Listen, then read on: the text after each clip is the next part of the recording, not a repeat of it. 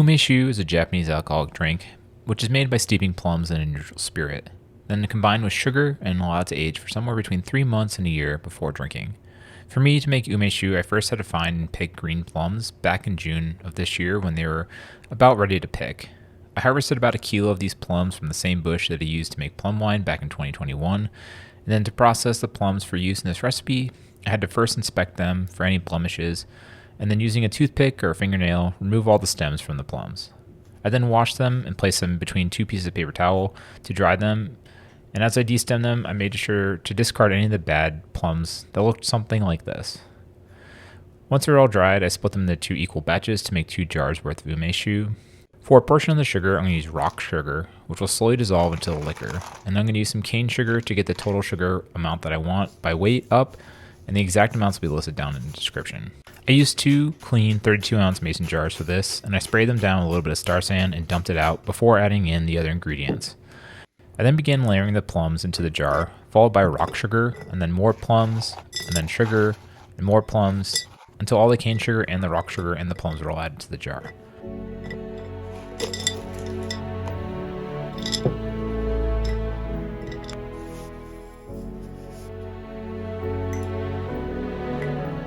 The last ingredient for this recipe was to add a neutral spirit, so for me that was vodka, but a more traditional liquor is shochu, which you're welcome to use instead if you can find it in your local liquor store.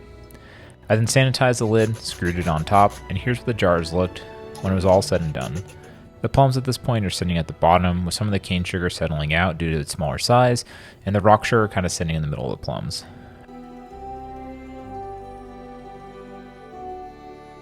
After about 24 hours, this is what it looked like, and I decided to top it off with a little bit more vodka to completely fill the jars. I repeated the vodka addition to both jars as well and let them rest inside the basement until the next update.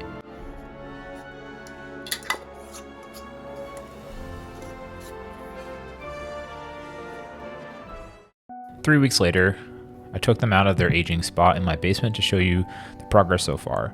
And the plums right now are floating kind of in the middle due to the change in density of the liquor, and a dense layer of sugar is sitting at the bottom of the jar.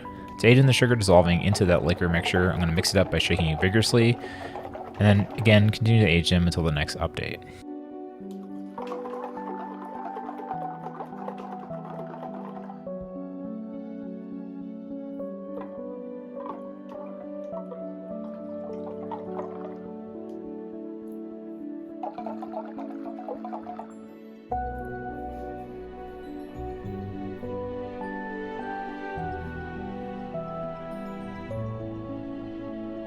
A month later, which is about 7 weeks from when I started, you can see that nearly all the sugar has completely dissolved except for a very, very thin layer at the bottom. So I shook it up and let that age out in my basement until it hit the 6-month mark. So let's see how this batch turned out, shall we, in the tasting portion of this video. Alright, so welcome to the end of this journey for this umeshu. This will continue to develop flavor, but I bottled this and made this on 620, so back in June. Typically you age them for about 6 months before trying them, so I figured now's the time to kind of finish it up and taste it. Definitely you can leave the fruit in here, which is what I'm going to do, so the flavor can continue to age and extract and all that kind of stuff. So let's open it up and see how they taste and smell and all, and see how this journey went. Now it's interesting because this has obviously been just sitting and aging in my basement, and I gave some updates along the way and some shorter content. So, but I've done a ton of different stuff in between then. I've gone to Europe and I've gone to Japan, so it's interesting to see this. And now I'm excited after coming back from Japan and having umeshu there. Not that I haven't had it in the US before, but actually having it there, it's interesting to see how it compares to what I've made. So let's open it up.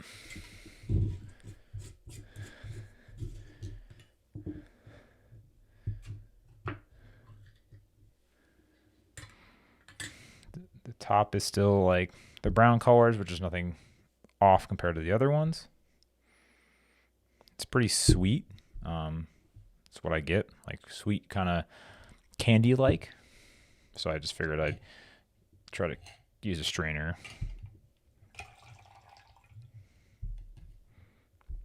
I'm sure there's a more graceful way of doing that.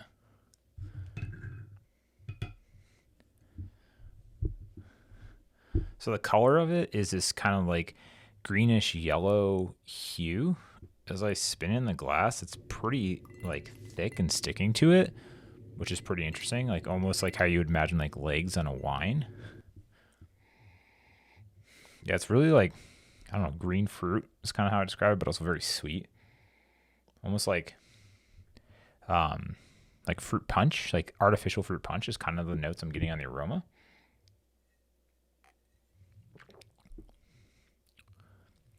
It's definitely boozier than other umeshus I've had, so the alcohol is really coming through, but there's a good sweetness and a little bit like, it's kind of like three main things. It's got that fruit character coming from the plums, it's got the sweetness, and then it's like finishes with a nice burn. So typically this is served over ice. So I'd imagine with a little ice cube in it, it would kind of help mellow it out and kind of cut through some of that more alcoholic burn. So let me go grab an ice cube and we'll try it with an ice cube. All right, so I got an ice cube. Also help chill it down a little bit, as it can be enjoyed over ice. Is pretty common.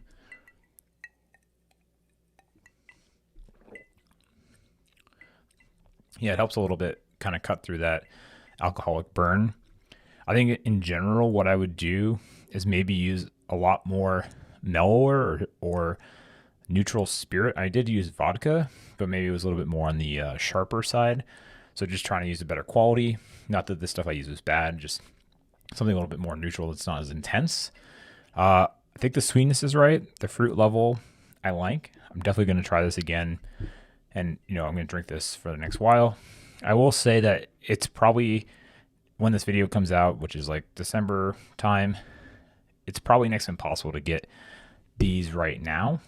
You probably want to look for them in May, like June, just when like plums are starting to come into season to get green plums.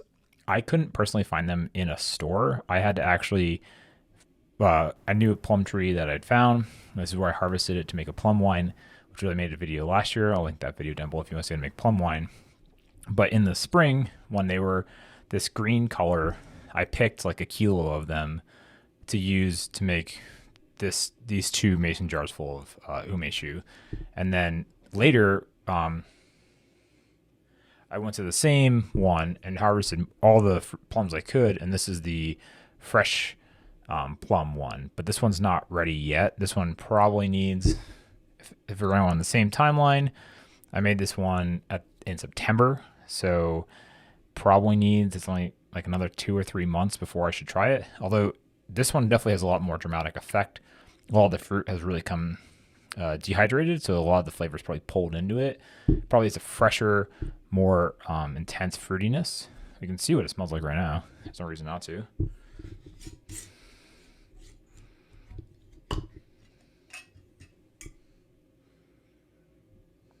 Yeah, it's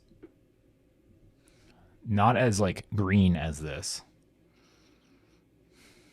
Let me get a spoon to try a sample of it. So let's just try a little bit off the top.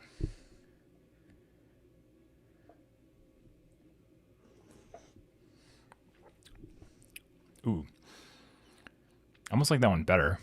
It's definitely got a more like, almost like Starburst type of flavor for the fruit character. Not artificial, just like more punchy, not as green.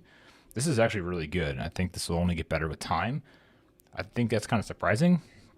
But what that means is if you're thinking about making this, it's probably a lot easier to get fresh plums than it is to get green plums. I know it's common in Japan where umeshu comes from, but here in the States, even when I went to like the H Mart or like an Asian grocery store, I couldn't find them when I found these where I knew they were in season. So, but plums, they come out throughout the summer, depending on where you live. These were ready in September for me, around the first week of September.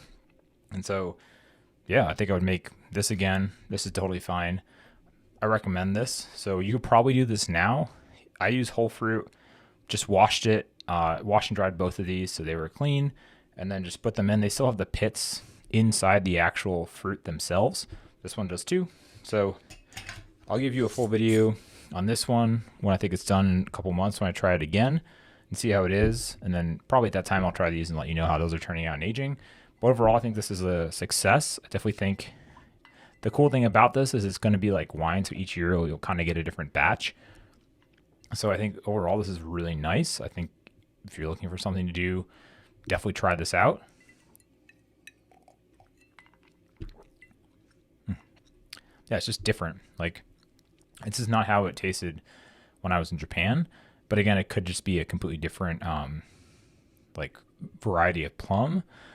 I foraged these, so the best I can guess based on using the power of the internet is that these are Shiro plums, which is what I did when I found the plums for the ones before. They're a little bit more tanniny compared to like some normal plums, so they have like a more dry flavor, more tannin character, but I do like them. They turn out really good. I do have the wine that I made from them. They're aging out perfectly. Probably now is about the time to try that wine, so maybe I'll give you an update on that video, on that batch of wine. But overall, thanks for watching. If you found this stuff kind of interesting, don't forget to subscribe.